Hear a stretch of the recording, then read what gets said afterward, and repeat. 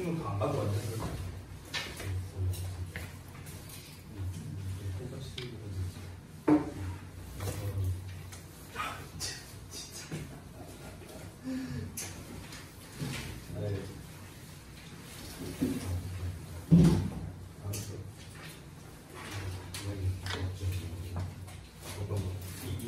이거 답지는 없어. 이거는 내가 수업 시간에 할 거야.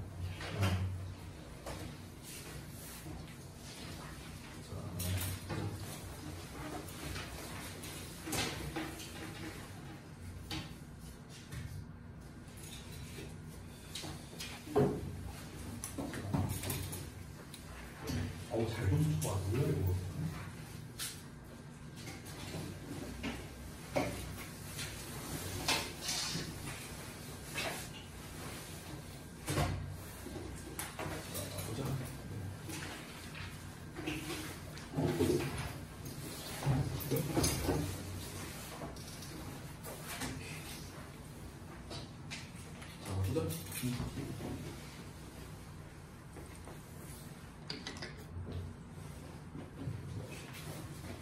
잘 봤습니다.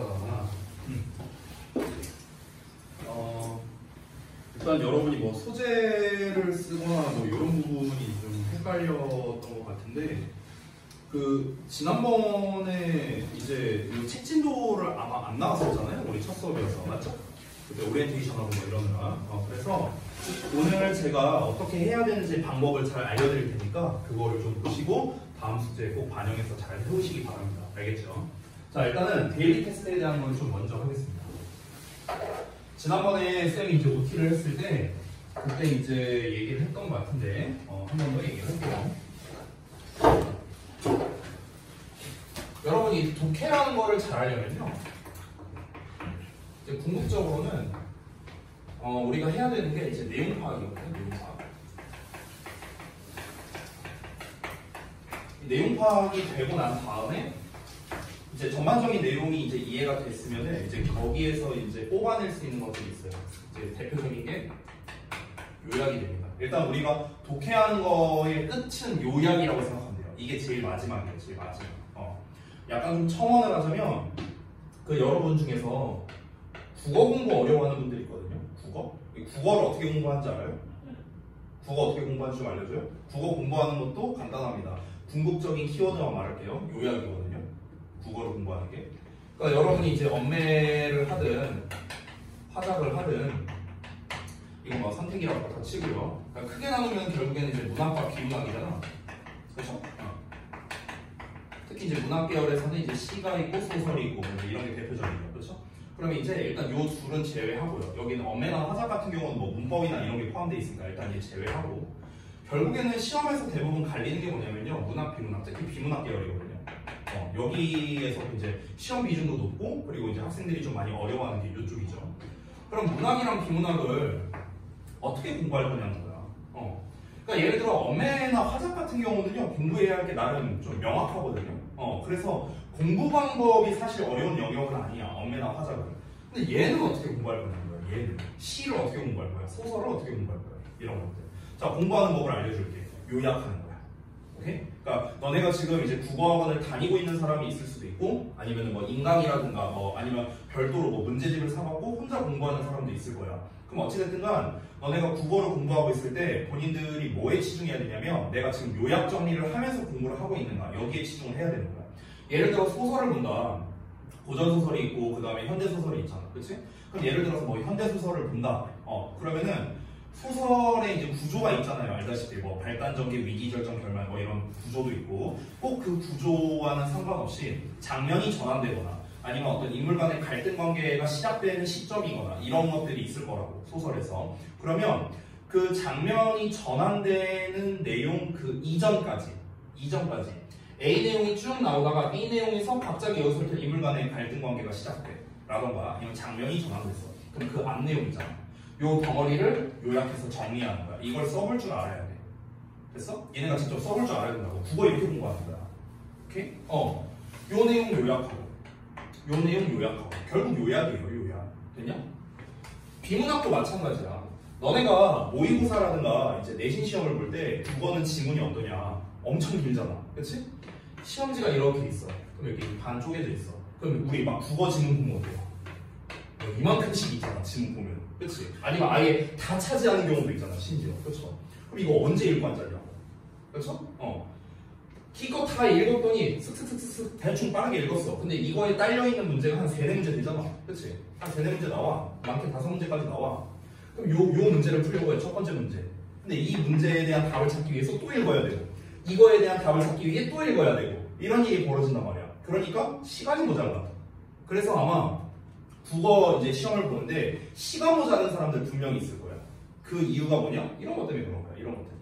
근데 너네가 애초에 글을 읽을 때 이게 문단별로 나눠져 있거든? 잘 보면은. 그럼 문단별로 니네가 요약을 할 줄 안다면은 정보를 빠르게 찾을 수 있거든.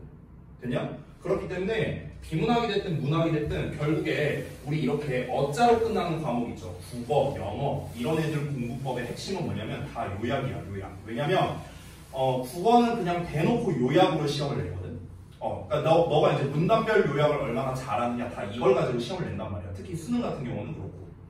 자, 그러면은 영어는 어떠냐면은 요약이라는 거는 결국에는 주제에서 확장된 버전이거든요. 주제를 조금 더 넓힌 버전이란 말이야. 그렇기 때문에 글에 대한 정확한 이해가 없으면은 요약을 할 수가 없고요. 심지어 딴 나라 말이잖아, 영어는요. 그러다 보니까 이제 우리가 영어로 쓸 줄도 알아야 되고 그에 대한 어휘력도 갖춰야 되고 구문에 대한 이해도 있어야 우리가 영작을 할 수 있고 여러 가지 능력이 요구가 되겠지.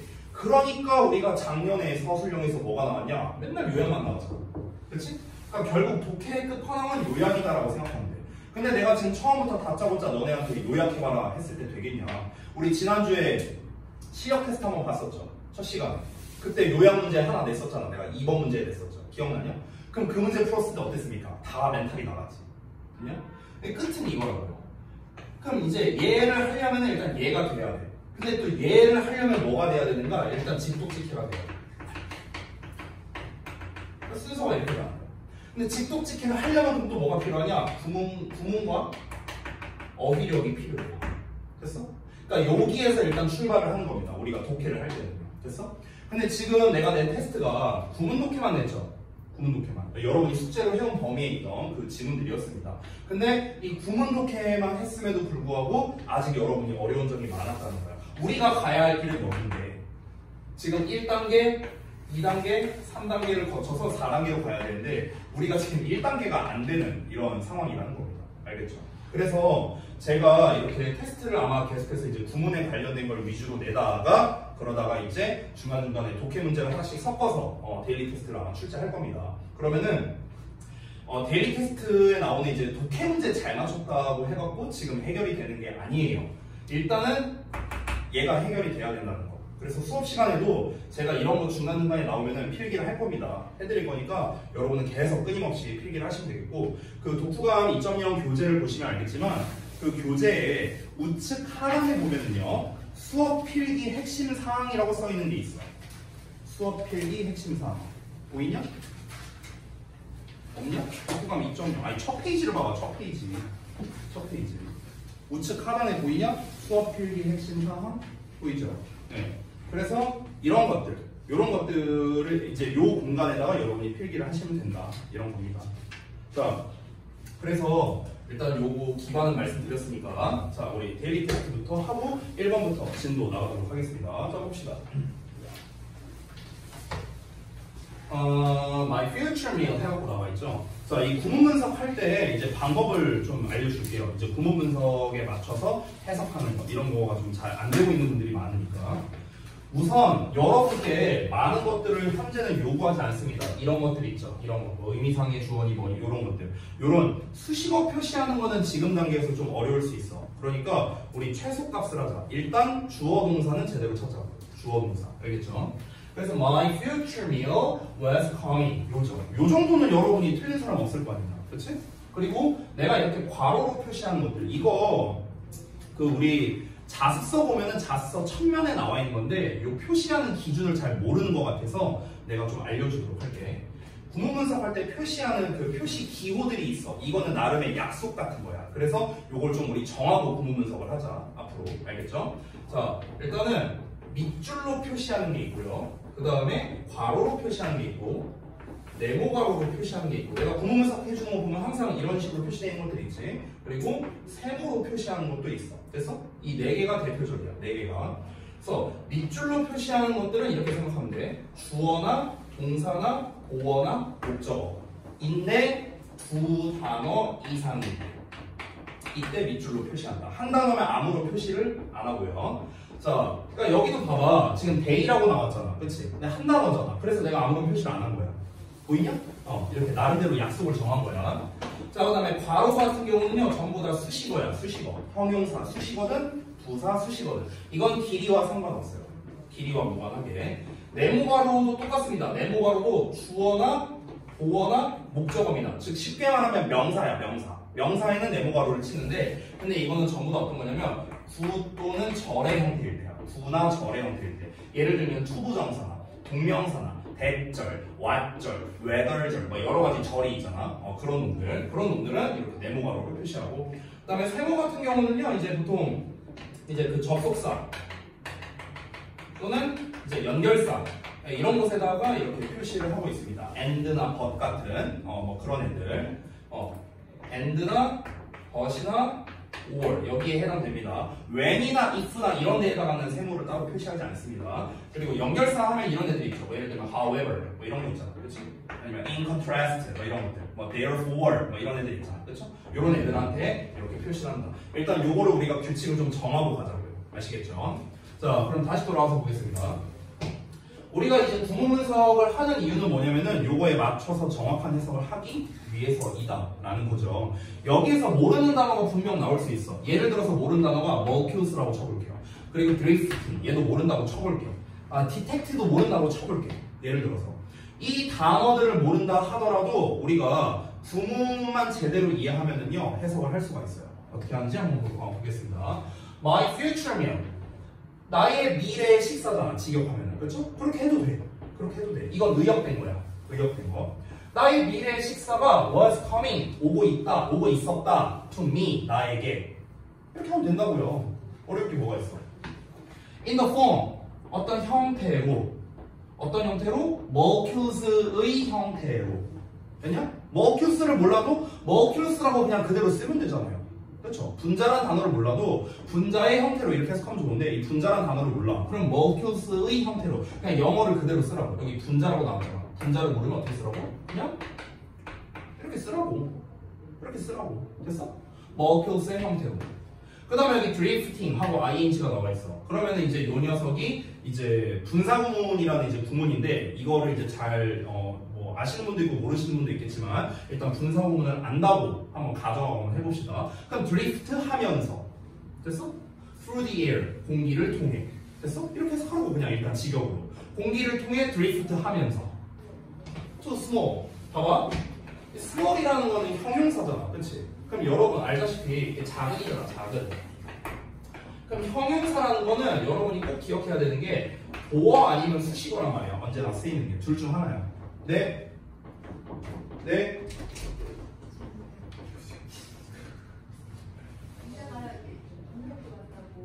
그렇군. 뭘 또 인사를 하러 왔어. 그냥 연락하면 되지. 그럴 수도 있지. 그래. 연락해. 그래. 죄송해요. 얘는 선배예요. 자, 다시 돌아가서. 자, 그래서 이제 여기서 작은인데 형용사는 둘 중 하나잖아. 근데 이제 이렇게 생각해. 니네가 보어라는 개념도 좀 잘 모르거든요. 그러니까 너네를 무시하는 게 아니라 오해하지 마. 내가 말하는 너네라는 건 우리 반에 있는 여러분을 말하는 게 아니라 고등학생들을 말하는 거야. 고등학생들. 알겠죠? 그러니까 우리 고등학생들이 보어가 뭔지도 잘 몰라. 보충 설명하는 거예요. 그냥 이것만 알고 있지 아무것도 몰라. 보어, 이게 형용사 보어라고 나오면은 쉽게 말하면 동사처럼 해석한다 이렇게 생각해요. 그냥 동사처럼 해석한다. 알겠니? 그러니까 동사는 아니잖아. 근데 동사처럼 해석하는 거야. 우리 예를 들면은 she's pretty 하면은 그녀가 예쁘다 이렇게 해석하잖아. 근데 원래 pretty만 해석하면 예쁜이잖아. 예쁜. 니은자가 생겨나잖아. 그치? 근데 우리가 이걸 붙여서 해석할 때는 그녀가 예쁘다. 동사처럼 해석하잖아. 왜? 얘가 보어니까. 됐냐? 그러니까 이런 식으로 해석하면 된다는 거야. 자, 그럼 다시 돌아가서 지금 여기에서는 얘가 보어로 쓰일 수가 없는 상황이거든요. 그럼 왜 보어로 쓰일 수 없는가? 이것도 구문에 관련된 거야. 그러니까 이제 구문을 모르면은 이제 벌써 이제 해석이 막혀버리는 거예요. 일단 이 부분은 생략하고 시간상. 그러면 여기서 이 small이라는 거는 무조건 수식어로 써야 되거든. 자, 해석법을 알려줄게. 보어는 어떻게 해석이 되냐면 뭐뭐하다 동사처럼 해석이 되고 얘는 니은자 받침으로 해석이 돼. 알겠냐? 니은자 받침, 리을자 받침, 뭐뭐의 셋 중 하나야 형용사는. 알겠냐? 그래서 작은 니은자 받침 해석하잖아. 그치? 그럼 작은이라는 말이 명사를 꾸며줘야 될 거 아니야. 이 정도는 알잖아. 그치? 근데 뒤에 for가 나왔네? 그럼 이 설마 small이 for를 꾸며주겠냐? 그건 아닐 거 아니야. 명사 꾸며줄 거 아니야. 근데 뒤를 보니까 명사가 없어. 선생님 여기 명사 있는데요? 명사 있으면 my eyes가 명사면은 그럼 small을 여기다가 써야지. 뒤에 for가 나왔잖아. 그러니까 뒤에 나와 있는 my eyes라는 명사랑 얘는 관련이 없는 거예요. 됐냐? 뒤에 꾸며줄 애가 없어. 그럼 어디에 있는 거야? 앞에 있는 거야. 됐냐? 그래서 앞에 어디 있는가? 얘를 꾸며주거나 얘를 꾸며주거나 둘 중 하나인 거야. 그래서 지금 화살표가 어떻게 돼 있어? 이렇게 머큐스를 꾸며준다. 이렇게 나와 있지. 됐냐? 그래서 해석이 어떻게 되냐? 너무 작은 분자 이렇게 해석이 되는 거야. 됐어? 됐어요? For my eyes 여기 의미상 주어라 써놨는데 이거는 이제 투투라는 구문에 대한 거니까 이따가 우리가 지문 읽으면서 설명을 좀 드릴게요. But detected by my nose. 이 detected라는 거 이렇게 ed로 끝나는 것도 뭐냐? 이것도 우리가 뭐 내가 수업 시간에 몇 번 얘기했었는데 ed로 끝나면은 동사의 과거형이거나 아니면 과거 분사란 말이야. 그럼 동사의 과거형은 우리가 해석을 어떻게 하냐? 뭐뭐 했다고 해석하잖아. 그치? PP는 어떻게 해석하냐? 뭐뭐 되니야. 됐어? 이 PP가 형용사거든? 다시 한번 말하지만 근데 형용사 어떻게 해석한다고? 이렇게 해석한다고. 됐어? 그래서 지금 어떻게 해석하고 있어? 니은자가 지금 끝나는 거 보여? 됐냐? 그래서 이 detected도 뭔가 꾸며줘야 돼. 명사를 꾸며줘야 돼. 얘가 동사가 아니니까. 쌤 얘가 왜 동사가 아니에요? 동사 여기 있잖아. 그치? 그러니까 또 쓰면 안 되는 거야 동사를. 됐어? 그럼 얘가 이제 뭔가를 꾸며줘야 돼. 근데 뒤를 보니까 명사가 없어. 명사 없잖아. by 나왔잖아. 그치? 앞에도 but이 나왔어. 명사가 없잖아. 그치? 그럼 얘도 어디 있는 거야? 명사가 어딘가 앞에 있는 거야. 어딘가 앞에. 그래서 얘도 똑같이 머큐스 꾸며준다. 머큐스.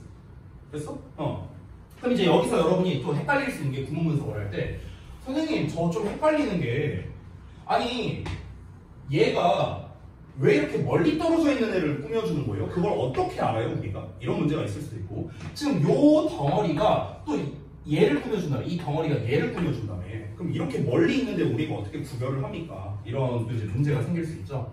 자 이건 어떻게 제목은 거냐면은 이제 큰 구조를 보여주면은 in the form of molecules라는 이렇게 한 덩어리가 나오고 여기 molecules라는 명사가 나와 있어. 그 다음에 drifting through the air가 지금 내가 표시해놨다시피 부사로 쓰인 거야. 그리고 요 덩어리와 요 덩어리가 벗으로 연결되어 있는 거야. 이 두 개가. 됐어? 이렇게 연결된 거거든. 그러면은 이 앞에 있는 덩어리가 형용사 1번이고 뒤에 있는 게 형용사 2번인 거야. 됐어? 구조가 이렇게 되는 거야. 그래서 이 덩어리가 통으로 모큐스를 꾸며주는 거야. 됐어? 이렇게 되는 거야. 그럼 이제 여러분이 또 이런 질문을 할 수도 있어. 아니 선생님 만약에 얘네가 얘를 수식한다면은 얘 바로 뒤에 쓰는 게 좋지 않을까요? 이럴 수도 있잖아. 요 자리에다 쓰는 게 좋지 않을까요? 헷갈리게? 아니 이렇게 써버리면은 얘가 모큐스를 꾸며주는지 에어를 꾸며주는지 헷갈리잖아요. 이렇게 말할 수도 있잖아. 그럼 이렇게 쓴 이유는 뭐냐면은 여러분 영어는 언제나 긴 걸 뒤에다가 써요. 알겠죠? 긴 걸 맨 뒤에다 써. 그래서 우리가 중딩 때 뭐 배우냐? 가주어, 진주어 이런 거 배우잖아. 그치? 가주어, 진주어를 왜 배워? 주어가 너무 긴 게 꼴 보기 싫으니까 뒤로 보내고 it을 쓴 거잖아. 됐냐? 그거랑 같은 원리야. 여러분 언제나 기억하세요. 영어 글은요. 긴 게 뒤로 갑니다. 긴 게 뒤로 가요. 심플하죠? 이 정도 외울 수 있죠? 그럼 봐봐. 이 덩어리랑 이 덩어리가 벗으로 연결된 세트라고 했잖아. 세트. 그럼 길잖아 벌써. So small for my eyes to see but detected by my nose. 이렇게 한 세트란 말이야. 길잖아. 그러니까 원래대로면 요 자리에 쓰는 게 맞아. 그래야 얘가 머큐스를 바로 이제 뒤에서 꾸며주니까. 근데 맨 뒤에다 뺀 이유가 뭐다? 얘가 길어서 그래. 요 문장과 요 문장을 비교해봐. 얘는 drifting through the air. 네 단어밖에 안 되잖아. 근데 얘는 엄청 길지. 그러니까 원래는 요 자리에 쓰고 싶었는데 너무 기니까 얘를 뒤로 빼버린 거야. 됐어? 이렇게 완성된 거라고. 이 구조가 이해됩니까? 됐어? 그러니까 구문 분석할 때 여러분이 이제 기억해야 되는 거는 뭐 투투라든가 뭐 이런 구문에 대한 것도 당연히 하나씩 알아야겠지만 왜 이런 식으로 구성이 되는지에 대한 이해를 먼저 해야 된다고. 그래서 방금 1번 문장을 통해서 쌤이 전달하고 싶은 건 뭐였냐면요. 다시 한번. 영어는 긴 건 일단 뒤로 보낸다는 거야. 오케이? 이거는 외울 수 있죠? 긴 거를 뒤로 보낸다. 오케이? 영작할 때도 언제나 그래요. 영작할 때도. 자, 그래서 2번도 보여줄게. 봐봐. 자, 어떤 식으로 쌤이 구문 분석을 할 때 이제 선생님은 당연히 이제 막 하도 구문 분석을 많이 했으니까 아무 생각 없이도 쭉쭉쭉 할 수 있지만 내가 어떤 식으로 구문 분석하는지 그 순서를 직접 보여줄게. 2번에서는. 봐봐. 자, 일단 they reasoned 하고 나왔어. 누가 보더라도 주어 동사잖아. 이건 할 수 있잖아. 그렇지? 자, 그 다음에 reason이라는 단어를 알면 좀 편한데 잘 모른다 하더라도 일단 대시 나왔어. 그럼 대시 나왔다는 거는 일단 웬만하면 목적어라고 생각하면 돼. 알겠냐? 그럼 대시 목적어겠네? 어디까지 목적어일까? 어디까지? 보통은 그거를 이제 문장 끝까지 그냥 대절로 퉁치는 경우가 많은데 이런 경우에는 콤마를 찾으면 편해요. 콤마. 근데 문제가 뭐냐면 콤마가 여기도 있고 여기도 있고 여기도 있거든. 콤마가. 그렇죠? 그럼 어디까지가 대절인가? 콤마가 이렇게 여러 개 나왔다는 거는요. 뭔가를 연결해 준다는 거야. 연결해 준다는 거야. 그러면 잘 봐봐. 이 첫 번째 콤마가 있고 두 번째 콤마가 있는데 이 두 번째 콤마 여기가 짧으니까 여기를 볼게. form clause라고 나와 있어. form. 그럼 form은 형성하다 동사잖아. 그치? 그리고 또 뒤를 보니까 and fall 하고 나왔어. 그럼 fall도 동사잖아. 그치? 그러면은 이 콤마 앞에 얘랑 연결되는 말이 있겠구나. 그게 바로 뭐야? turn이야, turn. 됐어? 그럼 turn 동사야. 그러면 얘랑 이렇게 세 개가 세트로 연결되어 있구나. 그래서 콤마를 이렇게 중간중간에 하나씩 쓴 거구나. 이렇게 생각할 수 있는 거야. 그럼 결국에는 대시 이끄는 덩어리는 어디까지인 거야? 여기까지인 거야. 마지막 콤마가 있는 부분. 됐어? 이렇게 되고 그 다음에 뒤에 또 다른 접속사로 문장이 연결되고 있어. so that이라는 놈이 나왔지. 그치? 그래서 so that을 묶은 거야. 자, 왜 여기까지 묶었는가? 여기 또 새로운 접속사가 나오잖아. 이분도라고. 그렇죠? 그래서 이렇게 또 묶은 거예요. 됐냐? 이게 일단 큰 덩어리야. 여기까지 왔어? 그러니까 쌤이 구문 분석할 때 이렇게 먼저 시작을 한다고. 내가 작업을 할 때. 됐어? 일단 큰 덩어리를 먼저 잡았어. 그러면은 이 큰 덩어리만 잡았을 때도 어느 정도 해석이 된다? 어떻게 하는 줄 알아?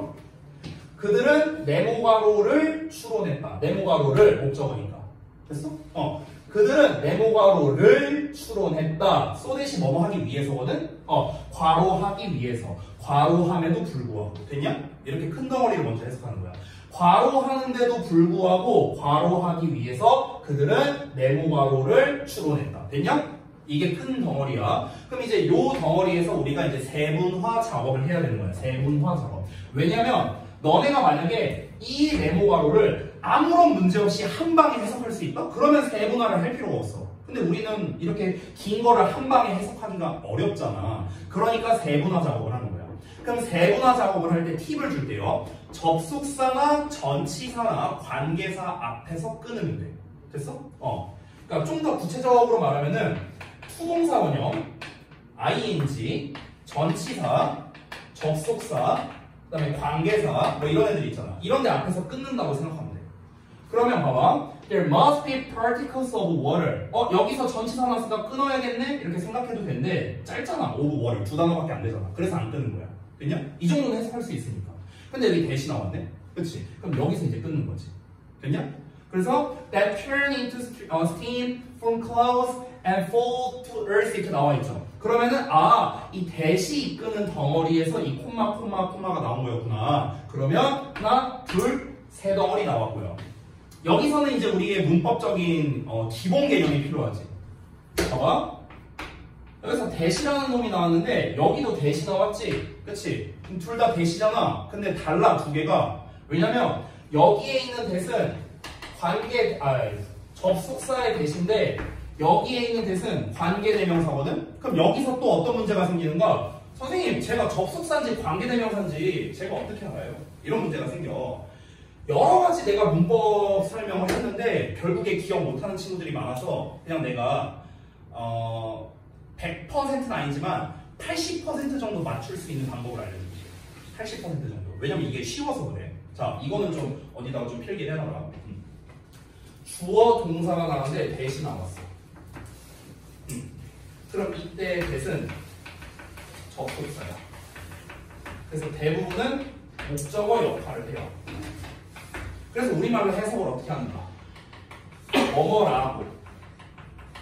뭐뭐라는 것을 뭐 이렇게 해석이 돼. 됐냐? 이게 첫 번째. 두 번째, 앞에 명사가 있어. 근데 대시 나왔어. 그럼 여기서의 대시 뭐냐? 대부분 관계 대명사인 경우가 많아. 관계 대명사. 관계 대명사가 이끄는 절은요. 관계 대명사 절이라고 해요. 관계 대명사 절 정확하게.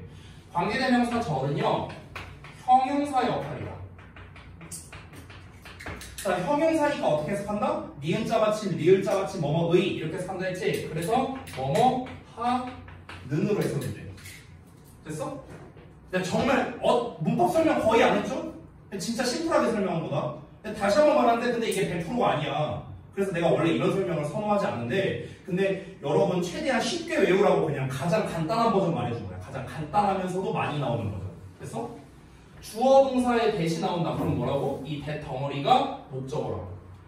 명사 나왔는데 대시 나오면 뭐라고요? 뭐뭐 하는으로 해석하는 거야. 뭐뭐 하는. 이 괄호가 이렇게 꾸며주는 거야. 그래서 뭐뭐 하는 명사 이렇게 해석되는 거야. 됐어? 뭐뭐 하는 명사. 1번은 얘는 대절을 동사한다. 이렇게 해석되는 거야. 됐어? 요거는 근데 외워야 돼. 알았지? 요 정도는 여러분이 외워야 돼. 그럼 다시 돌아와서 봐봐. 여기 주어 동사 나왔는데 대 나왔지. 그러니까 내가 목적어로 표시하고 뭐뭐 하는 것을 이렇게 해석한 거야. 그래서 그들은 네모괄호 한다는 것을 추론했다. 이렇게 해석하는 거야. 됐냐? 자, 그 다음에 여기 지나가다 보니까 particles of water 이렇게 나와 있어. 그럼 여기서 particle이라는 단어, water라는 단어 다 명사잖아. 명사. 그치? 명사 나왔는데 뭐가 나왔어? 대 나왔지. 그럼 뭡니까? 그거잖아. 됐어? 그러면은 요 대 덩어리가 얘를 꾸며주는구나. 그래서 뭐뭐 하는으로 해석하는구나. 이렇게 접근해야 되는 거야. 됐냐? 내가 우리 내신 대비할 때 부분 해석 테스트 보잖냐. 그럼 부분 해석 테스트 볼 때 내가 어느 곳에다가 밑줄을 많이 쳐놓냐? 이런 데다가 밑줄 쳐놓는 거야. 이런 데다가. 됐어? 근데 니네는 해석 어떻게 하는 줄 알아? 수증기로 변하고 구름으로 변하고 땅에 떨어진다. 이렇게 해석해요. 틀렸죠? 땅에 떨어진다 하면 안 되지. 땅에 떨어지는 이러고 끝나야지. 됐냐? 뭐뭐 하는이잖아. 하는. 됐어? 그럼 잘 봐봐. 내가 이제 큰 틀을 이제 보여줬어요. 그럼 요거에 맞춰서 해석을 해볼게. 어떻게 하는지 잘 따라봐. 그들은 추론했어. 네모괄호를. 네모괄호가 뭔데? There must be particles of water. 자, 요 덩어리 해석해볼게. There be.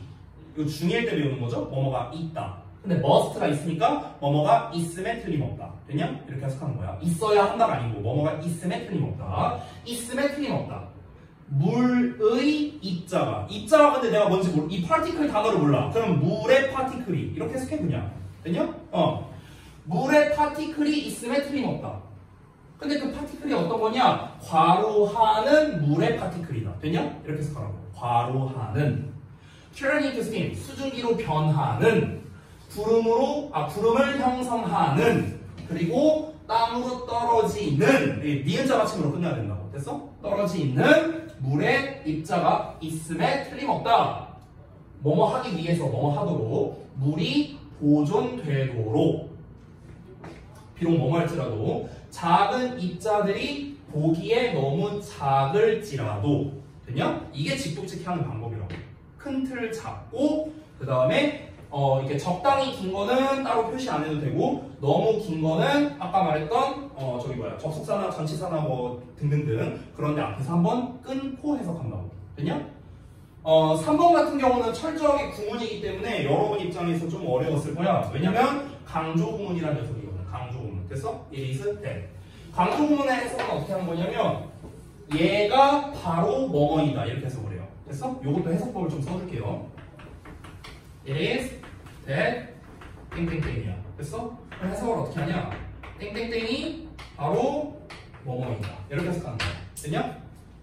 그래서 이 물결이지 물결. 요거를 강조해 주는 거야. 이게 바로 이거야. 이렇게 해석하는 거야. 됐어? 바로 이거야. 그럼 바로 이거라는 말 자체가 강조해 주는 거 아니야? 그죠? 그래서 이걸 강조구문이라고 부르는 거야. 강조구문. 됐어? 자, 요것만 설명할게. 이건 어차피 지문에 나오는 거니까. 됐냐? 자, 그러면 이제 크게 세 가지를 보면서 내가 막 이렇게 상세하게 해석을 하진 않았는데 이제 중점적인 것들을 다시 한번 보자면 첫 번째에서 알려준 거는 이제 왜 요 내용이 뒤에 있었는가. 자, 첫 번째 기억하자. 영어는 긴 걸 어디다 보낸다고? 맨 뒤로 보낸다고. 알겠지? 긴 거를. 자, 영어는 대두를 싫어해요. 언제나 긴 걸 뒤로 보낸다. 자, 그 다음에 두 번째로 알려준 거는 대세, 쓰임새와 해석법을 알려줬습니다. 그렇죠? 그리고 세 번째는 간단하게 강조 구문의 구성과 해석법 알려줬습니다. 됐어요? 요 정도는 챙겨가자고요. 요 정도는. 자, 우리가 근데 구문 독해만 하는 수업이 아니기 때문에 분명히 독해에 대한 내용도 알아야겠죠? 그래서 이 첫 페이지부터 이제 독해를 하나씩 한번 해보도록 할 건데, 자, 우리 그 교재를 한번 봅시다. 교재. 자, 교재는 이렇게 구성이 되어 있는데, 제가 따로 자소서를 좀 준비를 했습니다. 그래서 그 자소서에 있는 내용을 보고, 그리고 어떤 식으로 우리가 학습을 해야 할지 한번 살펴보도록 하겠습니다. 지난 시간에 쌤이 혹시 그거 말해줬었나? 그 독해에 대한 걸 얘기를 했나? 기억이 안 나네. 그 글 구조해갖고 막 내가 뭐 논문에서 발췌하는 거다 막 이런 얘기 했었냐? 안 했냐? 기억이 안 나냐? 그 글 구조 기본 뭐 주제문 찾는 법 이런 거 안 알려줬냐 내가? 수업을 들은 거야. 안 보여. 보자 그러면. 그 독후감 2.0 교재 보면은 그 표지만 넘겨봐. 표지만. 그러면 1번 문제가 나오고 표지에는 아무것도 필기가 안 돼 있죠 당연히. 그래서 그 표지 부분에다가 좀 필기하자. 표지 부분에. 알았지? 자, 선생님이 글 읽는 법이라고 쓸게. 한번 했던 것 같은데 니네가 기억 못하니까 한 번 더 하는 거야. 자, 글 읽는 법. 정확하게는요 글의 구조에 대한 겁니다. 글의 구조. 그러니까 글의 구성 요소라고 할게요. 구성 요소. 자, 봐봐. 내가 말하는 여기서 글이라는 건 어떤 글을 말하는 거냐면 우리가 여태까지 읽었던 그리고 앞으로 읽게 될 모의고사류 글을 말하는 거야. 모의고사류. 됐어? 지금 우리가 쓰는 이 2.0 브랜치 교재, 그리고 우리가 작년에 내신 대비했던 모의고사, 수능감 잡기 이런 것들, 이런 게 전부 다 모의고사류 글에 해당되는 거야. 알겠어? 너네가 앞으로 볼 모든 글들, 대부분의 글들도 전부 다 모의고사류 글에 해당된다. 됐어? 그러면 그거에 대해서 설명을 해줄게. 대부분 모의고사류 글은요 어디에서 발췌하냐면 논문에서 발췌를 해요. 실제 논문에서. 근데 이제 여러분이 그 논문 사이트 들어가서 니네가 논문을 본 적은 없을 거 아니냐. 논문 사이트 들어가면 어떻게 되어 있냐면 제목이 이렇게 있어. 어떤 논문의 제목이 나와 있고 이 미리 보기 같은 게 한 3줄 정도 있어. 이게 약간 맛보기로 이제 보여주는 거야. 근데 여러분 상식적으로 생각해봐. 여러분 이렇게 한번 보자. 니네가 인스타 스토리에다가 어떤 걸 올려.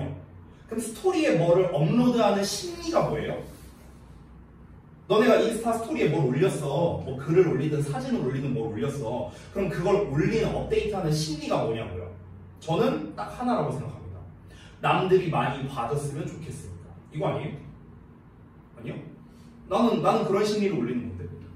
내가 인스타 스토리에 올렸어. 근데 누가 봤지 하고 이렇게 그 목록 같은 거 나오잖냐. 그 뭐 누르면은. 근데 거기서 한 명 봤대. 그럼 너무 슬플 것 같은데. 그렇잖아. 그러니까 애초에 우리가 어떤 인스타 같은 데다가 어떤 게시글을 올리든 사진을 올리는 거의 목적은 뭡니까? 많은 사람들이 내 거를 봐주고 나한테 관심 가져줬으면 좋겠다. 이거잖아요. 똑같아요. 야, 하물며 논문이야, 논문. 논문은 이게 하루아침에 되는 게 아니잖아. 막 몇 년에 걸쳐서 쓸 거 아니야. 그래서 내가 논문 게재하는 사이트에다가 올렸어. 근데 조회수가 1이야. 이러면 너무 슬플 것 같지 않냐? 그치? 그러니까 이 사람들이 어떻게 해야 되냐면 최대한 사람들이 많이 클릭해볼 만하게 좀 유도를 해야 돼. 됐어? 근데 생각을 해봐. 논문 사이트에 굳이 들어가서 논문을 보는 사람들이 일반적인 사람들은 아니겠지. 그치? 우리 같은 일반인이 논문 사이트를 들어가서 보진 않을 거 아니야. 어떤 사람들이 들어갈까? 굉장히 학술적이고 학문에 관심이 많은 사람들이 들어가지 않겠냐? 그쵸? 기본적으로. 그리고 거기에서 너무 뻔한 내용은 읽지 않을 거라고요. 그쵸?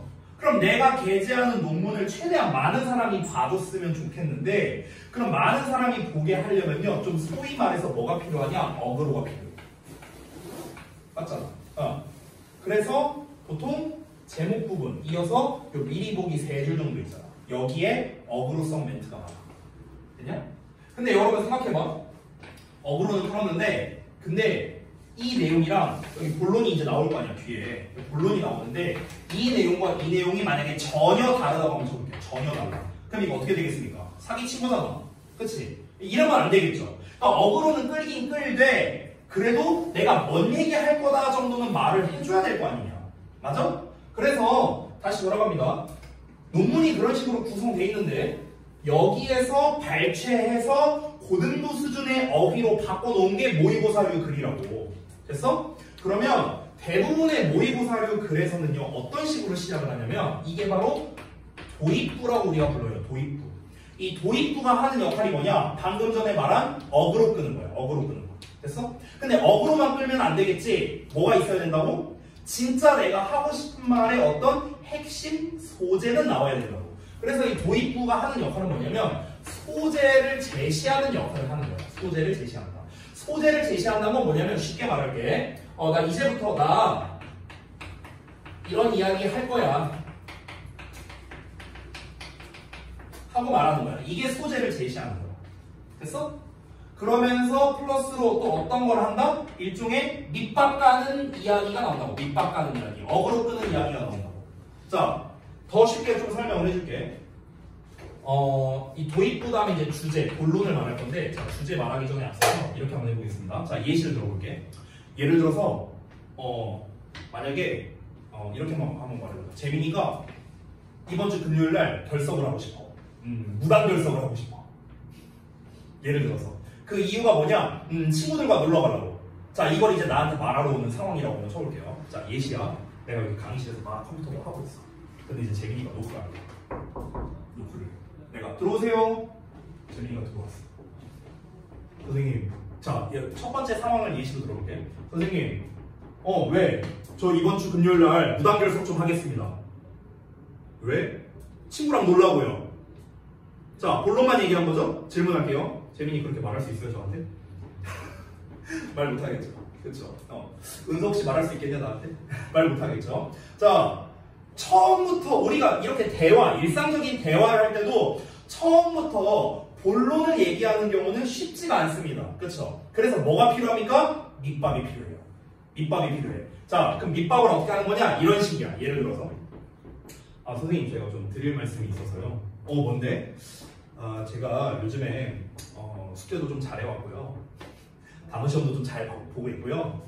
제가 결석도 안 하고 지각도 안 하고 수업 시간에 졸지도 않고 저 정말 열심히 듣고 있습니다. 이런 얘기를 하는 거야. 자, 이런 얘기를 하고 그럼 이제 내가 물어보겠지. 그래서 그런데 제가 이번 주 금요일 날 혹시 하루 정도만 좀 쉬어도 될까요? 뭐 이런 식으로 얘기를 하겠죠. 됐냐? 그러면 실컷 앞에서 말한 내용들, 내가 요즘에 열심히 하고 있다를 막 열심히 어필했잖아. 그치? 이 어필한 이유는 뭡니까?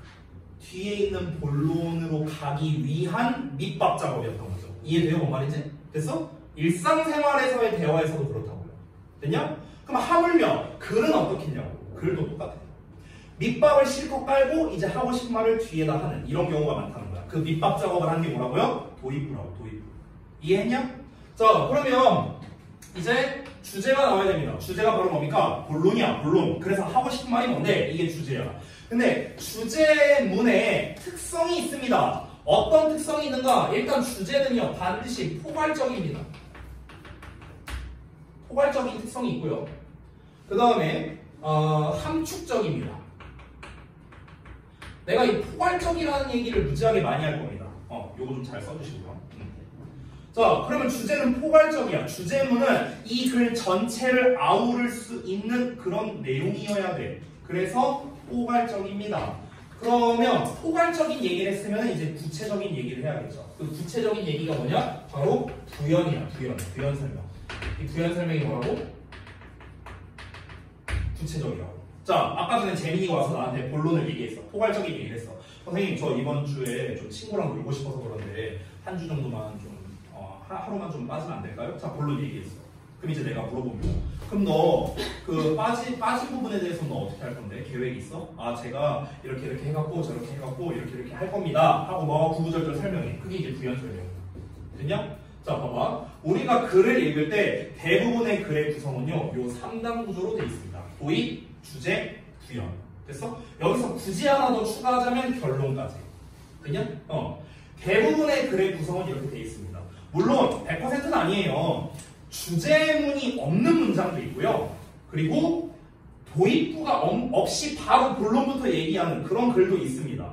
그러니까 나 같은 사람은 뭐냐면요. 저는요 성격이 급해갖고 저는 본론부터 얘기를 해요. 만약에 내가 만약 학생이고 선생님한테 가서 나 한번 결석하겠다 이걸 말할 거야. 그럼 저는 본론을 먼저 얘기합니다. 선생님, 저 이번 주 금요일 날 결석 좀 하겠습니다.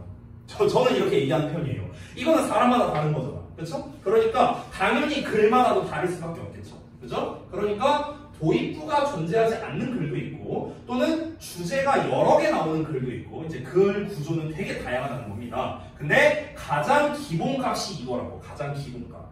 여기에서 이제 글의 구조가 파생되는 거예요. 예를 들어서 원인과 결과를 나타내는 글이 나온다던가 문제점과 해결책을 나타내는 글이 나온다던가 통념을 제시하고 반박을 하는 그런 글이 나온다던가 비교, A와 B를 제시해서 비교나 대조를 하는 글이 나온다던가 질문을 하고 그에 대한 답변을 하는 글이 나온다던가 여러 가지 글의 패턴이 있거든요. 이게 근데 다 어디에서 출발하는 거냐면 여기서 출발하는 거예요. 여기서. 됐어?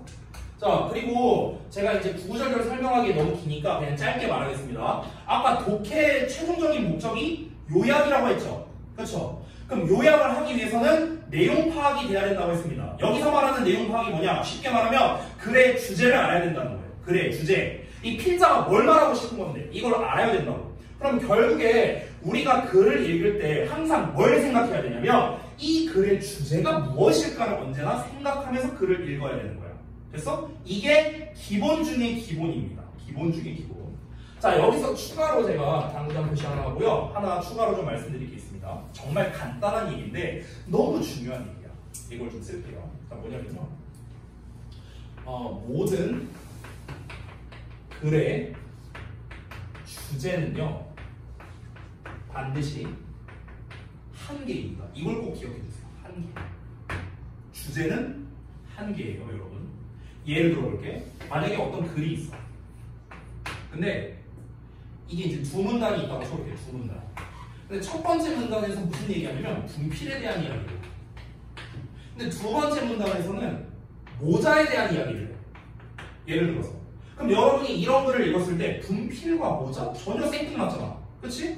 그럼 너네가 이 글은 분필과 모자에 대해서 각각 이야기하는 글이구나. 이렇게 생각하면 안 돼요. 이렇게 생각하면 안 되는 거야. 어떻게 생각해야 되는가? 아니 여기서는 분필 얘기를 했는데 여기서 모자 얘기를 했네? 그럼 얘네 둘이 무슨 관련이 있는 거지? 이렇게 생각해야 되는 거야. 왜냐면 분필 얘기 따로 모자 얘기 따로 주제가 두 개구나 이게 아니라고. 여러분 부모님 나이를 제가 잘은 모르지만 지금 현재 기준으로 75년생이 있죠. 75년생. 그러니까 여러분 부모님이 아마 얼추 그 정도 연배가 되실 것 같은데 75년생이 뭐냐면 수능 1세대거든요.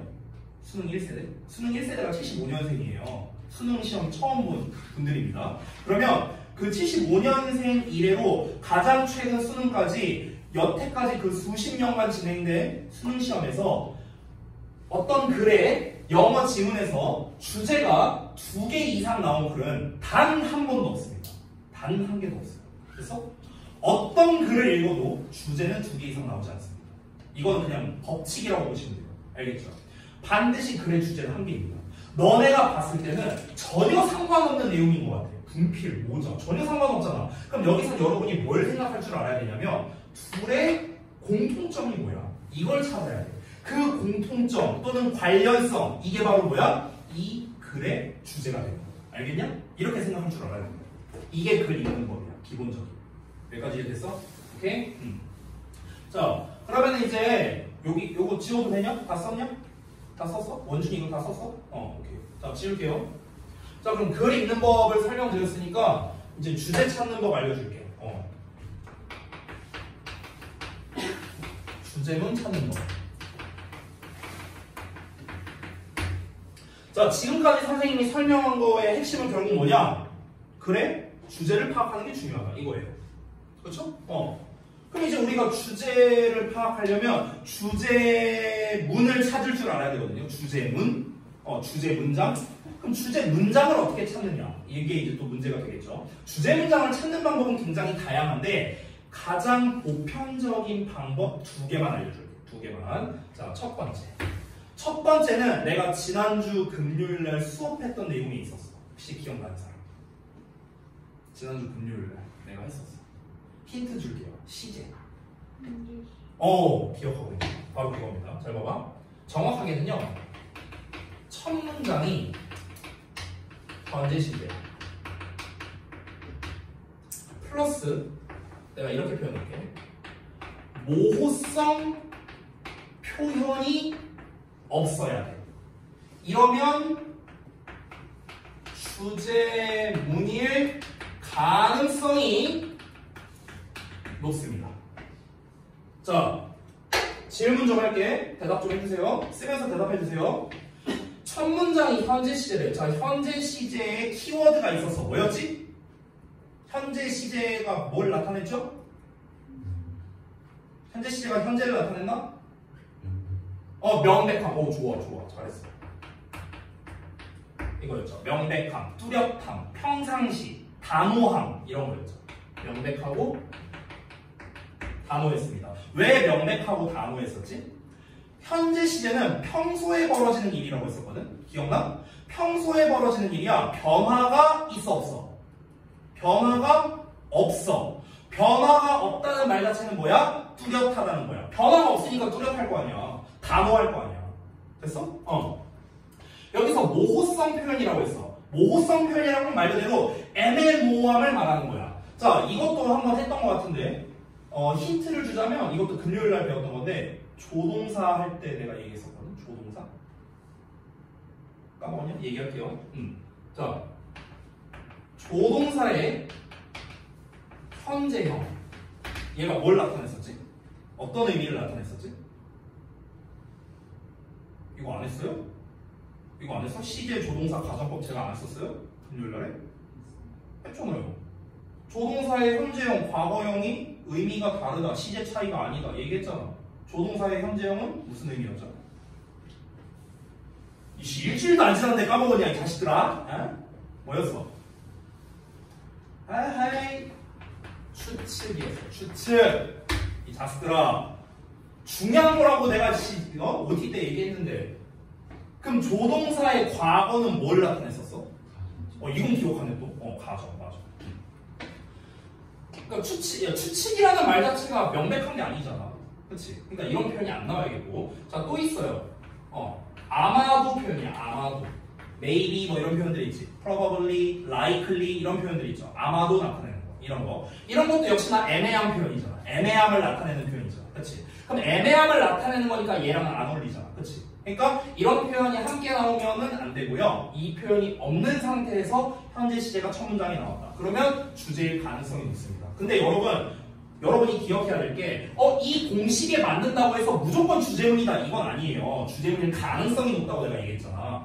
우리가 언제나 여기가 주제문이냐 아니냐를 판단할 때는요. 가장 1순위로 생각해야 되는 게 있어. 그게 바로 뭐냐면 이 문장이 포괄성이 있냐를 따져야 돼요. 아까 내가 주제문의 특징 뭐라고 했죠? 포괄적이라고 했어. 포괄적. 이 한 문장이 이 글 전체를 아우를 수 있어야 돼요. 됐어? 그게 주제문이란 말이야. 즉 포괄성을 띠느냐 아니냐 이거를 따져야 된다. 알겠니? 예를 들어서 어떤 글을 읽는데 초반부에 스포츠는 어떠하다 어쩌고저쩌고 나와 있어. 예를 들어서. 근데 그 다음에 예시로서 뭐가 나오냐? 농구가 어쩌고저쩌고 이러고 축구가 어쩌고저쩌고 이러고 이런 얘기가 나왔어. 그럼 여기서 가장 포괄적인 개념이 뭐야? 스포츠 아니에요? 그쵸? 그러니까 이 첫 문장은 스포츠가 어떠하다라는 현재 시제를 말했으면서 동시에 농구나 축구나 이런 모든 거를 포괄하는 개념인 스포츠가 나왔으니까 얘는 주제문이 맞다. 이렇게 가는 거라고. 이해돼? 뭔 말인지? 됐어요? 언제나 포괄성을 따져야 돼. 자, 이게 첫 번째야. 주제문 찾는 거. 여기까지 돼서 두 번째 간다. 공간이 좀 부족해서 여기만 좀 지워도 될까? 여기만? 요 지워도 돼? 여기만 지울게. 여기만. 자, 두 번째. 자, 요거까지만 설명하고 내가 쉬는 시간 줄게. 잘 따라와요. 두 번째는요. 부연이 시작되는 문장이 있거든요. 근데 그 문장의 앞부분입니다. 여기도 역시나 주제문 가능성이 높습니다. 근데 얘도 똑같아요. 포괄성을 띠고 있어야 됩니다. 포괄성이 있어야 돼요. 자, 근데 여기서 문제가 하나 있습니다.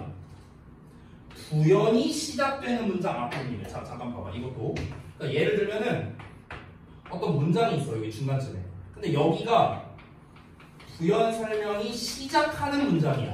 그럼 요 바로 앞문장. 여기가 바로 뭐야? 주제라는 거예요. 이거는 논리적으로 그래요. 논리적으로. 왜냐면 아까 봐봐. 주제는 어때요? 포괄적이에요.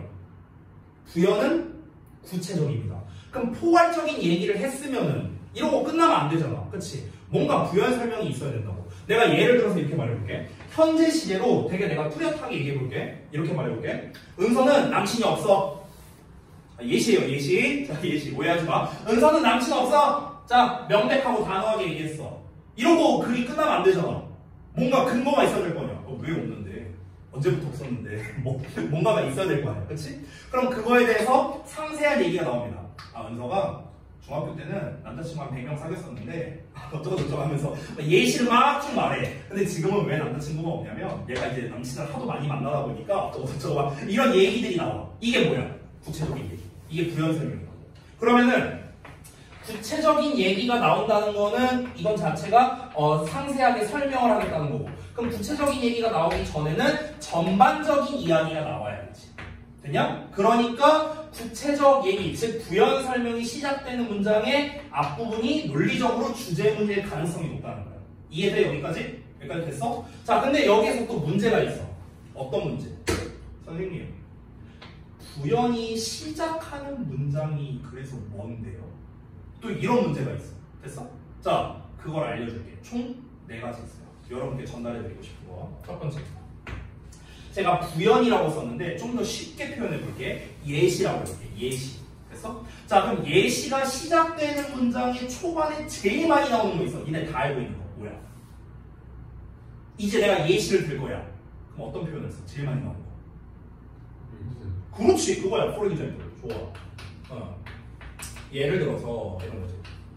또는 for instance 이렇게도 표현해. for instance 같은 뜻이야. 그래서 예를 들면 아니 대놓고 예를 들면 했으니까 당연히 예시가 시작되는 문장일 거야. 그렇지?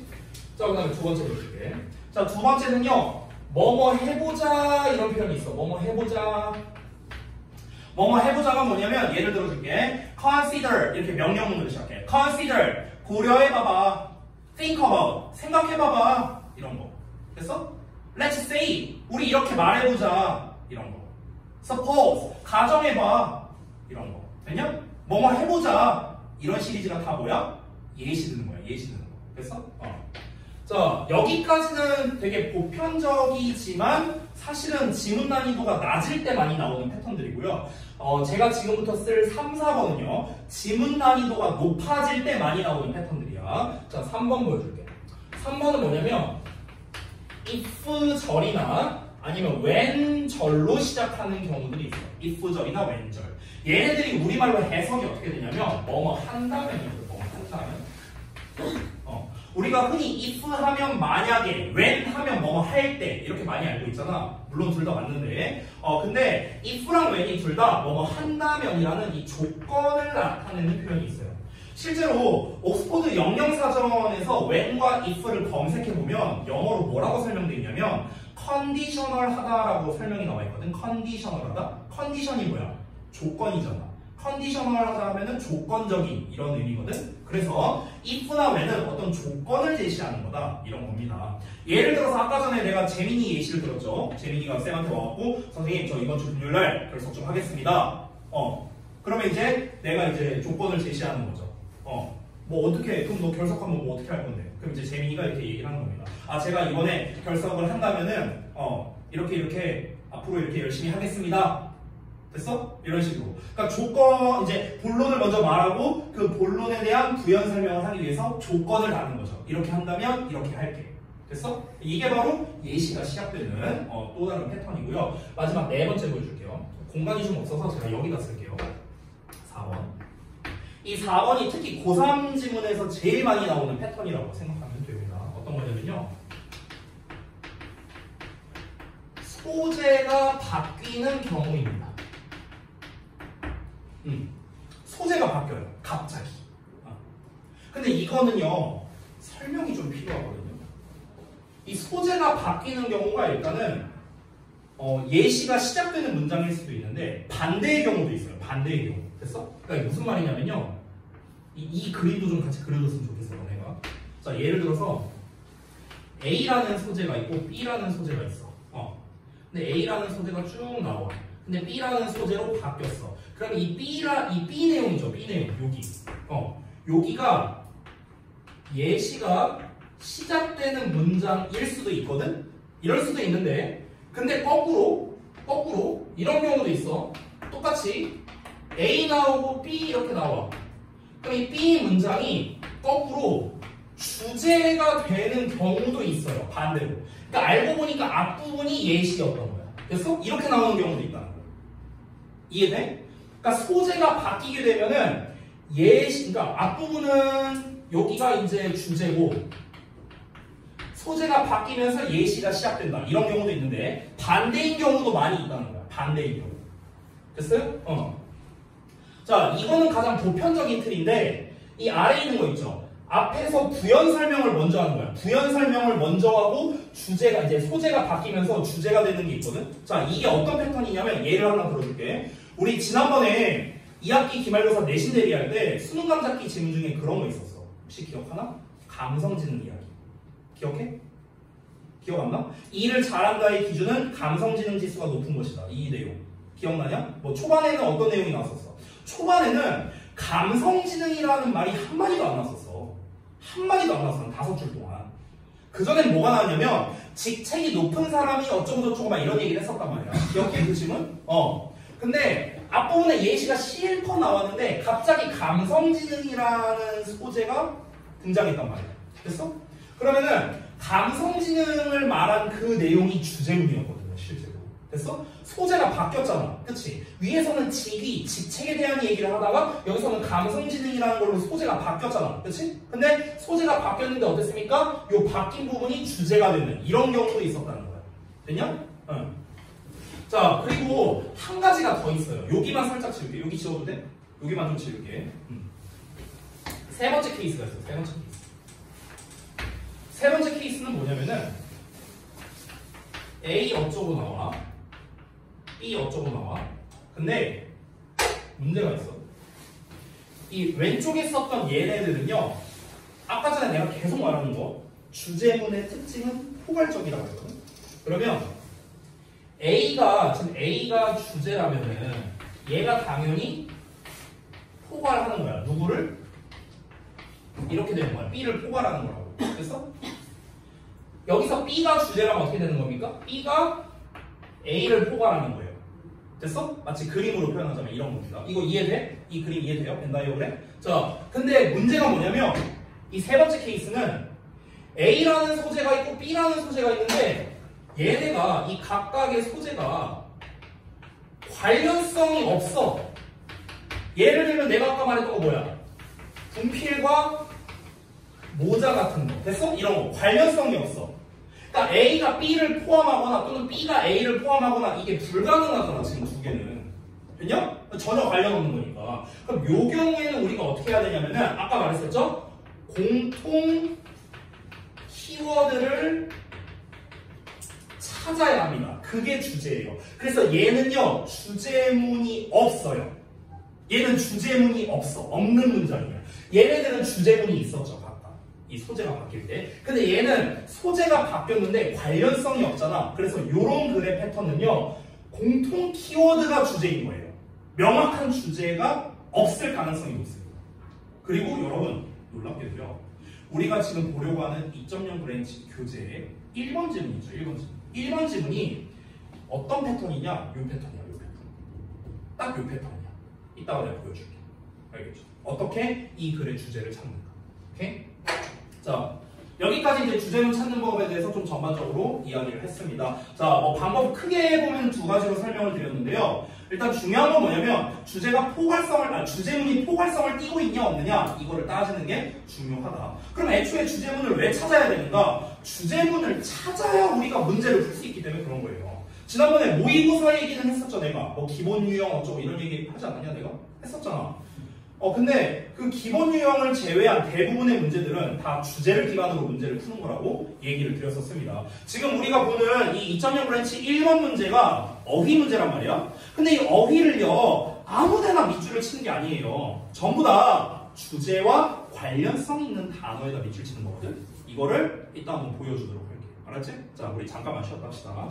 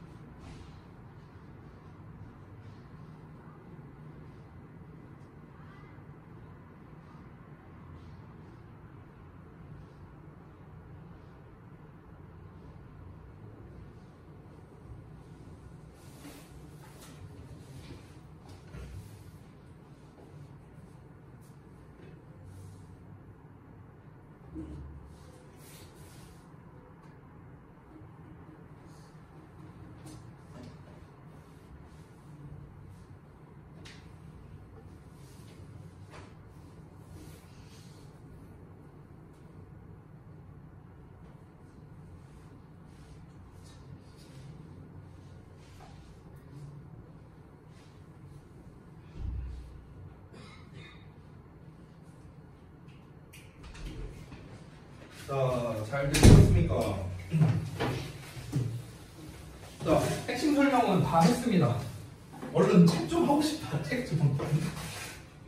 자, 1번 질문 좀 보겠습니다. 다 지울게요.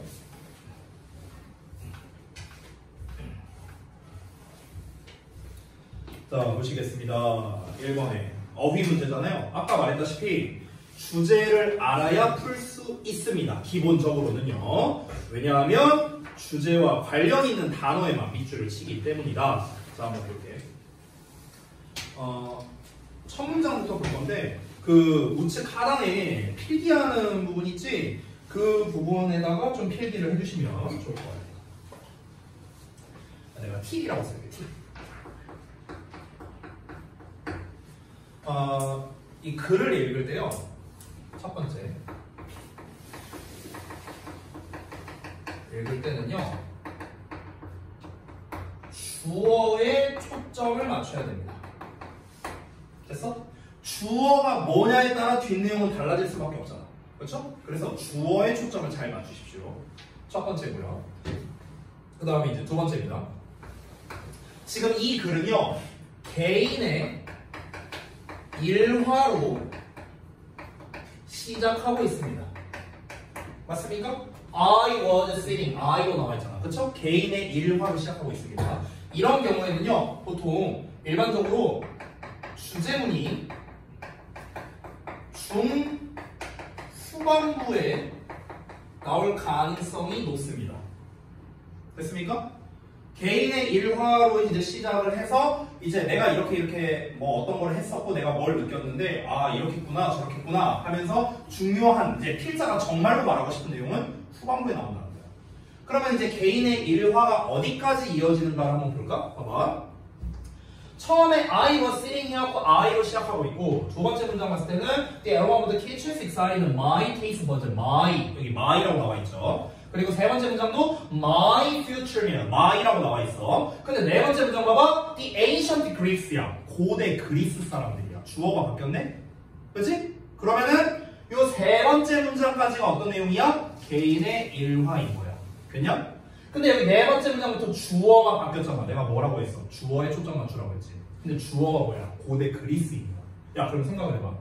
이 글은요, 그러면은 이 글의 구성도를 볼 때 지금 첫 번째가 나를 기준으로 얘기하는 게 나왔었어요. 한 3줄 정도. 그렇죠?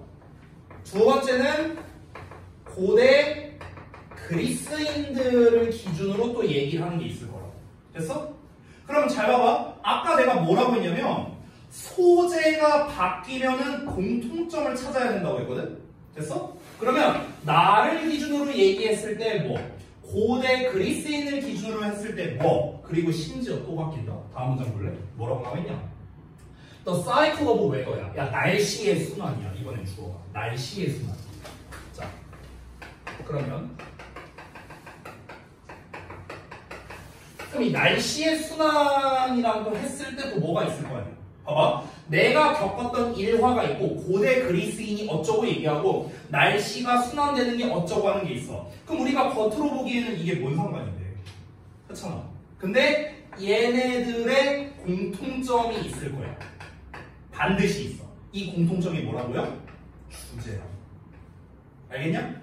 이렇게 가는 거야. 이렇게. 됐어? 지금 나 글 읽지도 않았어. 글 읽지도 않았는데 지금 주어 부분만 보고 일단 글 구성을 대략적으로 본 거예요. 됐냐? 자, 그럼 한번 상세하게 읽어보겠습니다. 가보자. 여기 지울게요. 자, 읽어볼게. I was sitting outside a restaurant in Spain. 내가 스페인에서 한 식당 밖에 앉아 있었대. One summer evening. 어느 여름날 저녁에요. Waiting for dinner. 저녁 식사를 기다리면서. 자, 이렇게 개인의 일화가 나올 때는 한번 여러분이 이 이미지를 한번 상상을 해봐. 한번 이렇게 상상해 보는 거야. 스페인에 어떤 식당이 있는데 거기에 야외에서 어떤 테라스 같은 데인가? 아니면 아예 야외인가? 어쨌든 거기 의자에 앉아서 내 음식이 나오는 걸 기다리고 있었답니다. 아마 테라스에 있는 그런 테이블이지 않았을까 이렇게 생각이 들죠. 두 번째, The aroma of the kitchens. 그 주방의 아로마가 향기야, 향기. 주방의 향기가 excited my taste bud.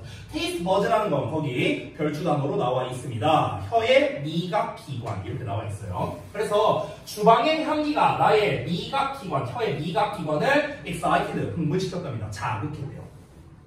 My future meal. 우리 아까 전에 그 데일리 테스트에서 봤던 거죠. 나의 미래의 식사야. 그럼 여기서 말하는 미래의 식사라는 게 진짜 나중에 식사를 말하는 걸까? 아니죠? 내가 지금 주문해서 기다리고 있는 상황이잖아. 그러면 곧 나오게 될 내 음식 이걸 말하는 거죠. 그래서 곧 나오게 될 내 음식이 식사가 was coming to me. 나에게 다가오고 있었대. 어떻게 다가오고 있었냐? In the form of molecules. 분자의 형태로 다가오고 있었대. 분자의 형태. Drifting through the air. Drift가 무슨 뜻이냐면 둥둥 떠다니다라는 뜻이거든. 그래서 공기 중을 떠다니면서 분자의 형태로 나에게 다가오고 있었다는 거야. Too small for my eyes to see, but detected by my nose. 아까 전에 잠깐 설명했던 건데 요 덩어리와 요 덩어리가 각각 어떻게 한다? 앞에 있는 molecules를 수식하는 거야. 자, 여기서는 투투라는 놈이 나와 있는데 자, 이것도 우측 하단에다가 필기 좀 하자. 자리가 없네? 저 여기다 짧게 쓰고 지울게요. 어떤 거냐면 이 투투 동사원형 해석하는 법 알려줄게. 해석하는 법. 투 동사원형 하기에 너무 뭐뭐한 이렇게 해석해요. 됐어? 이게 정석이야. 투투의 정석해서 이거 하기에 너무 뭐뭐한. 이거 하기에 너무 뭐뭐한. 됐냐? 이거야. 자, 근데 여기에 too small 나와 있고 too see 나왔어. 근데 중간에 뭐가 껴있어? For my eyes 이게 껴있죠. 그렇죠? 자, 이렇게 생각하면 편해. to 동사원형 앞에 for가 나왔어. 그럼 이 for 어쩌고가 뭐냐면 이 to see의 주어야. 됐어? 주어야, 주어 얘가. 그래서 이걸 우리가 문법에서 의미상 주어 이런 식으로 표현해요. 의미상 주어고 나발이고 중요하지 않습니다. 중요한 건 주어라는 거야.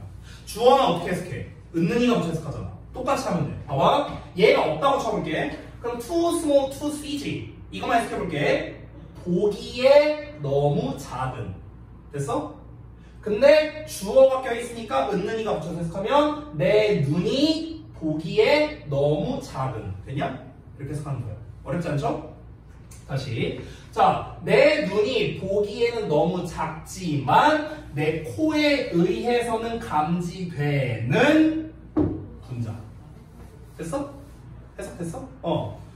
자, 여기까지가 개인의 일화였습니다. 자, 그러면은 지금 이 일화 세 문장을 읽었는데 여기서 여러분이 기억나는 키워드 좀 말해주세요. 뭐에 대해서 말하고 싶은 것 같아요? 자, 다시 한번 이미지를 그려보자. 필자 아이가 스페인의 어떤 식당을 갔는데 주문을 하고 이제 기다리고 있는 상황이야. 그럼 이제 그 주방에서 막 요리를 하고 있을 거 아니야. 그럼 그 요리하는 냄새가 막 나. 근데 이제 그 냄새가 어떻게 나는 거겠어? 어떤 분자를 통해서 이렇게 내 코로 와서 냄새가 맡아지는 거겠지? 그렇지? 근데 그 분자가 내 눈에는 안 보여. 그래서 이런 상황입니다. 자, 여기까지가 세 줄 읽은 상황인데 그럼 여기까지 읽었을 때 뭐가 핵심 키워드인 것 같아? 뭐에 대해서 말하고 싶은 것 같아? 단어로 말해도 돼. 어떤 거 못 들었어? 오케이, 좋아. 분자. 혹시 또 다른 거 있습니까? 분자. 근데 분자인데 무슨 분자? 진짜 이게 분자에 대해서만 얘기하는 게 아니잖아. 또 뭐에 대한 키워드가 나왔었죠?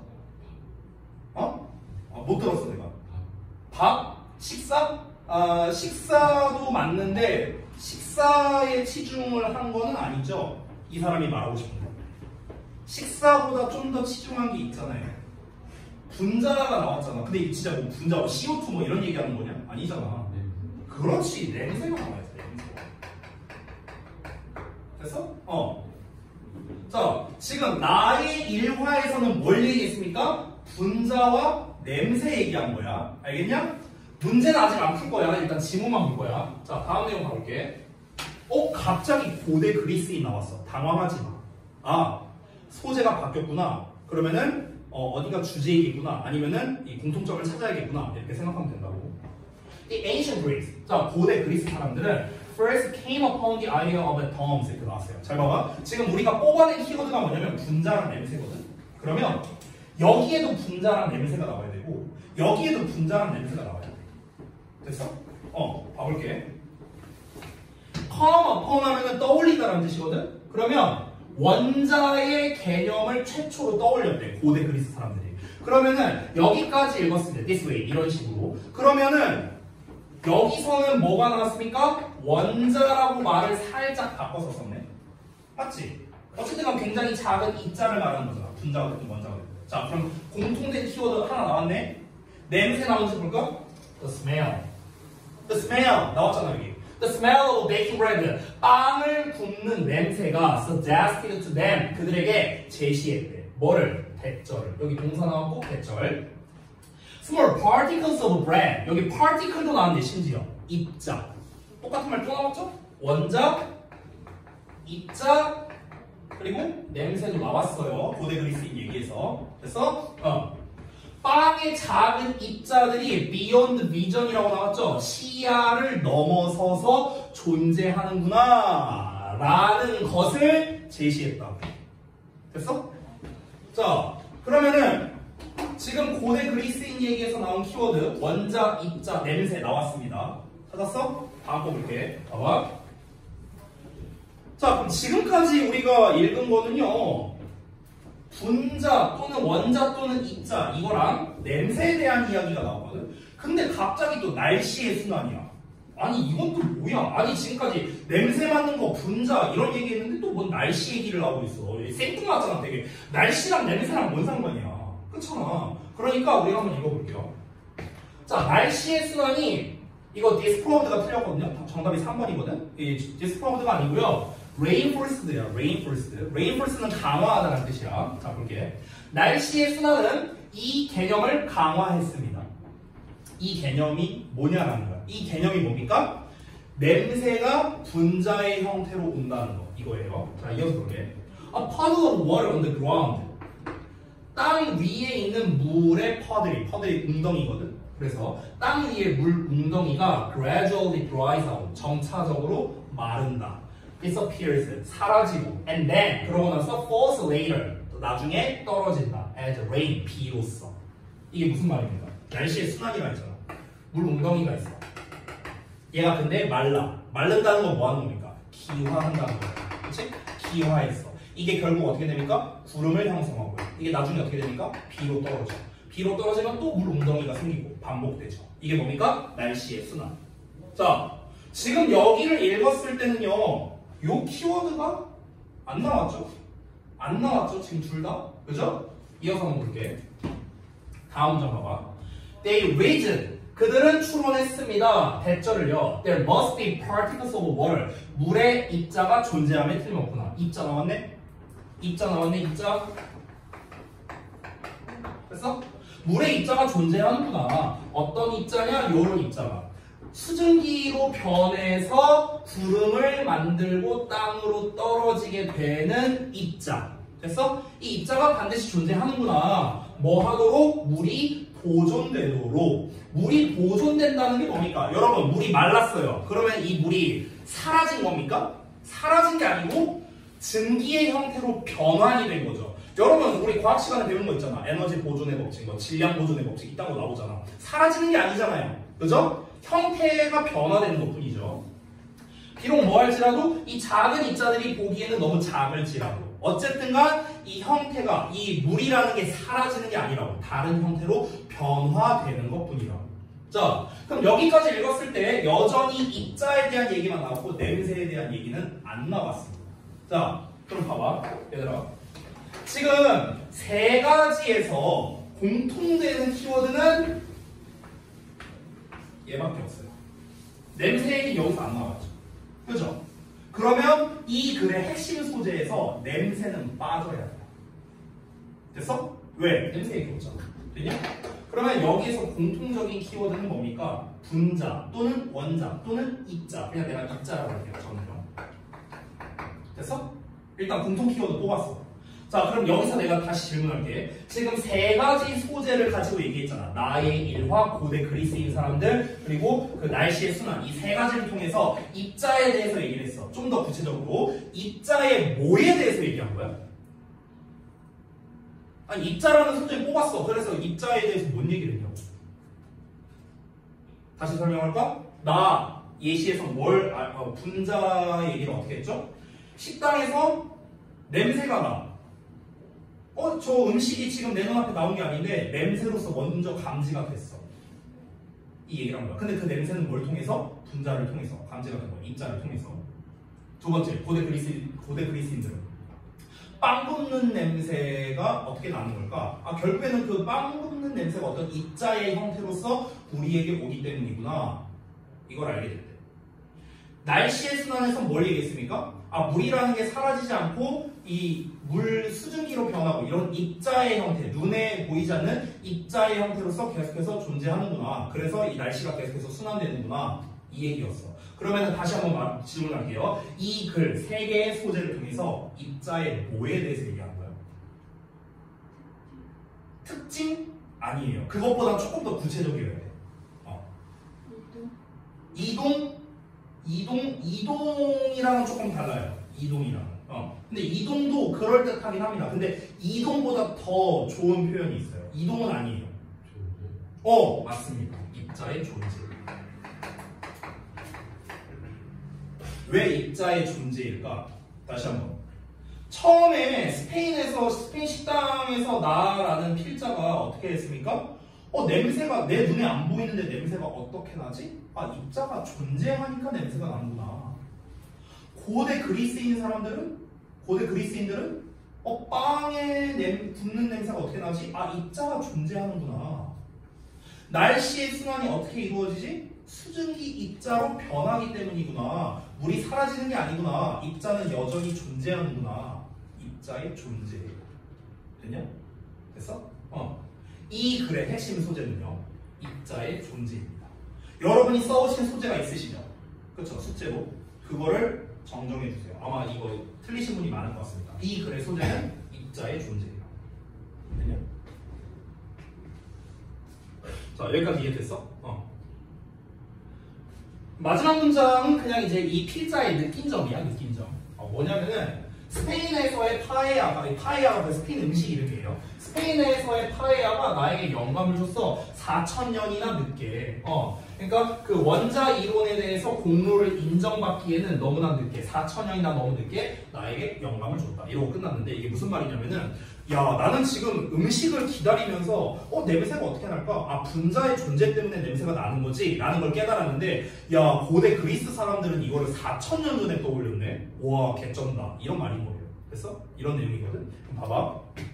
이 글의 핵심 소재가 입자의 존재였는데 내가 아까 전에 뭐라고 했냐면 이 밑줄 어휘 문제가 아무데나 밑줄 치는 게 아니라고 했죠? 왜 정답이 3번인지도 한번 논리적으로 연결해 봅시다. 다시 한번 돌아가 볼게.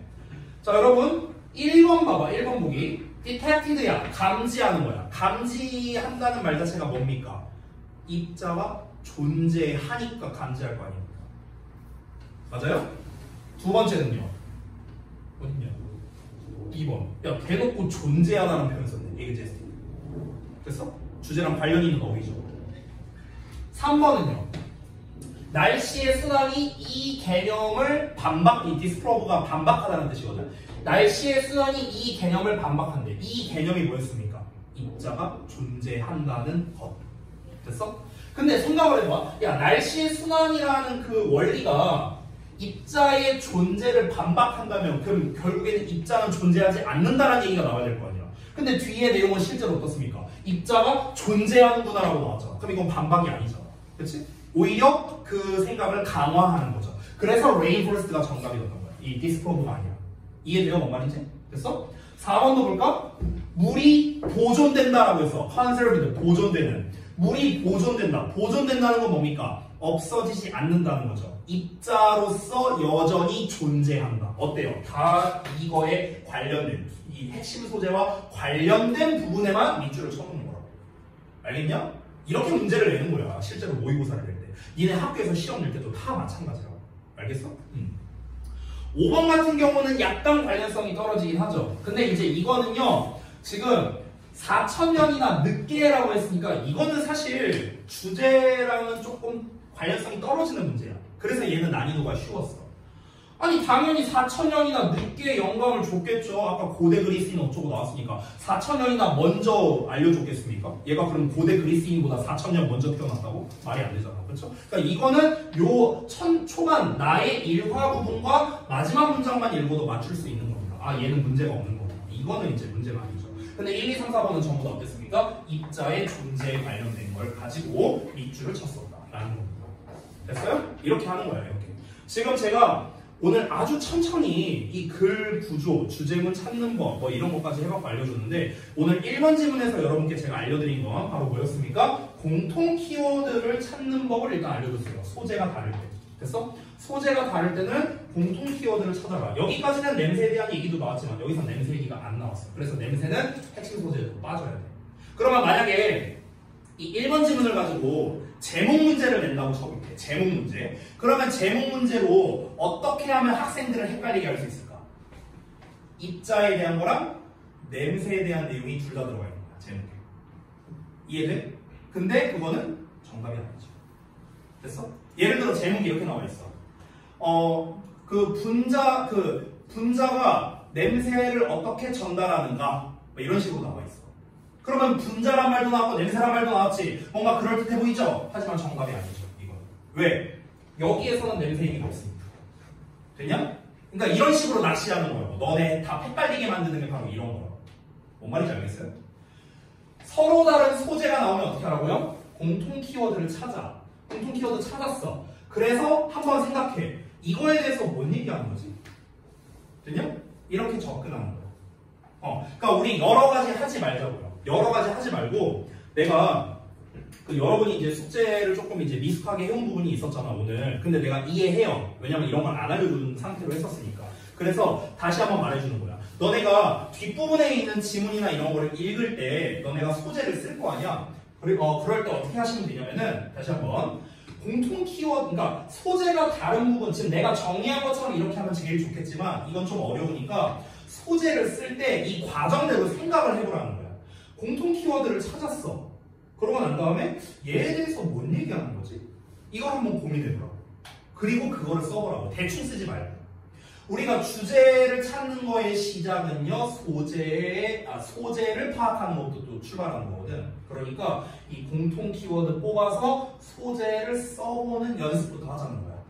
뭔 말인지 알았어? 오늘 그 숙제하신 분들, 뭐 이제 잘 해오신 분도 있고, 그 다음에 소재가 미흡한 분들도 있었어요. 숙제 검사했을 때. 그러면 오늘 내가 알려준 방법이 있잖아. 지금 보여준 것처럼 이렇게 오늘 미흡한 부분을 포함해서 해오십시오. 알겠죠? 다음에 숙제할 때. 알겠어요? 오케이. 자, 그러면 수업 마치고 좀 끝내도록 하겠습니다. 자, 숙제를 어떻게 내드릴 거냐면 잘 들으세요.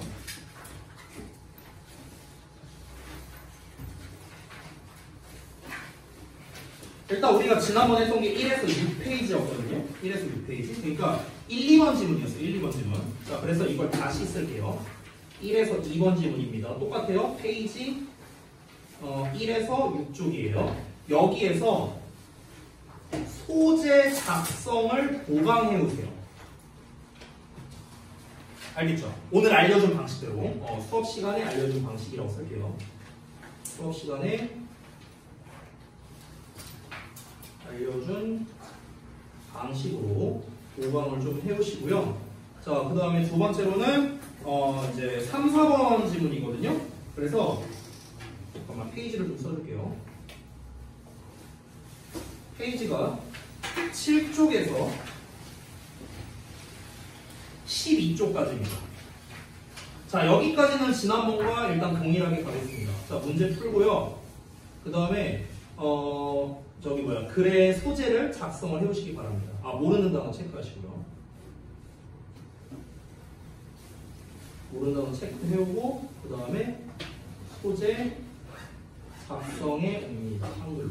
이거 소재 보강하는 거 있잖아요. 우리가 기존에 했던 숙제 범위에서. 이거는요, 다른 색깔, 그러니까 색깔펜으로 좀 다시 써주세요. 왜냐면 구분을 좀 해야 되거든. 기존에 썼던 걸 지우지 마세요. 지우지 말고요. 그 공간 많잖아요, 어차피. 그러니까 기존에 썼던 걸 일단 냅두고, 그리고 여러분이 만약에 다시 읽어보고 난 다음에 좀 생각이 바뀌었다. 그러면은 그 색깔 펜, 뭐 빨간 펜이든 파란 펜이든 이런 걸로 다시 한번 써와 주시기 바랍니다. 제가 한 방식대로. 아시겠습니까? 네. 수고들 많이 했습니다. 오늘 여기까지 하고 마칠게요. 우리 금요일 날 뵙겠습니다. 혹시 단어 페널티